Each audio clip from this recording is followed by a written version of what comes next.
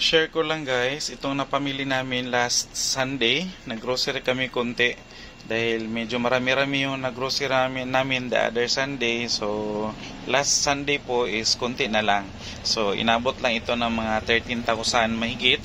So nakadalawang cart naman siya guys. So in fairness, dahil mayroong mga sitsirya, so umabot siya ng dalawang cart. So kung wala siyang sitsirya, kasya lang talaga siya sa isang cart. Pati na yung mga konting frozen na binili namin na longganisa at saka yung tocino ni Porky Best.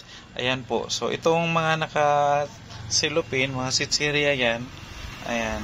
As usual, wala pa rin masyadong sitsirya sa NCCC. Meron pa kunti-kunti pero hindi yung kagaya noon na bonggang-bonggang sitsirya yung naka-display sa kanilang mga displayhan. So meron tayo ditong 4 na karton. 4, 2 yan. Tapos dito isa. 3 lang pala. Ayan. So 3 karton. Hindi pa yan nabuksan dahil nung pagka-Monday is holiday. Na busy si Kuya AJ. So Martes na ngayon guys. So wala pa rin. Hindi pa rin siya nagalaw. Kasi kagabi meron din kami mga bisita. So Miyerkules na pala ngayon. Miyerkules na ngayon, so may mga bisita kami. Actually, hindi ito dito nakalagay. Nasa sasakyan lang ito. Hindi namin siya tinanggal para po hindi masyado makalat dito. May mga bisita kami kagabi. Simpleng handaan lang guys sa anniversary o wedding anniversary namin ni Mami Iya. So, ang mga bisita namin is mga kapatid lang din namin. Mga kapatid namin at saka mga piling-piling panauhin. PPP. PPP lang po. Ayan po guys. So itong mga nakalagay dito is mga biscuits ito. Ayan, at saka sitsirya. Yung nasa karton, ayun, yan, bote. May kunting di bote at saka dilata na yan siya. And kanina din pala is namili ako ng bigas. 3 sako ito guys. Nagstay din na si bigas. Hindi na gumagalaw si kuha ko. Ganon pa rin yung kanyang price. And ang balita is marami na daw stocks sa ating bodega. Nakisali pa si Kuya AJ sa bodega guys. Ito meron tayong nabili pala sa SNR. 5+1 na Gatorade. Ayan po, Gatorade na 500 ml. Meron siyang 5+1. So, nanguha kami ng 2 pack. Tag-ina, 6. So, 12 yan lahat. Ang nabayaran dyan is 10 lang. Kasi free yung 2. So, by 5+1. 5+1 nga. Yung balde dyan, lagayan namin ng asukal. So, asukal na i-repack namin.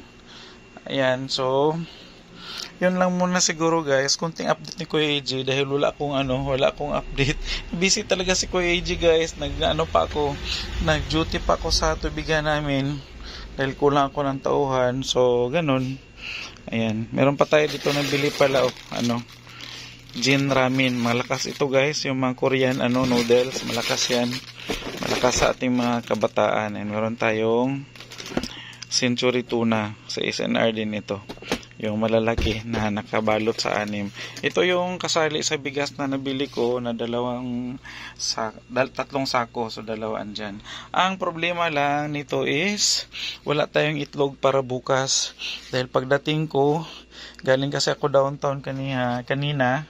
Nag-follow up ako guys sa aking resibo na nagpa-print kasi ako ng resibo kasi ubos na yung resibo ko sa tubigan. So ayan, nagpa-print ako. Hindi pa natapos. Bukas pa yon ma-process, umpisahan. So wala tayong itlog para bukas. Pagbalik ko, namili ako sa bilihan ng itlog, naubusan na ako. So meron pa ako ditong 28 pieces. I hope na hindi ito maubos, pero ubos talaga ito bukas guys ng umaga. Paano na lang. And naka-reserve na ako doon sa bilihan ko ng itlog.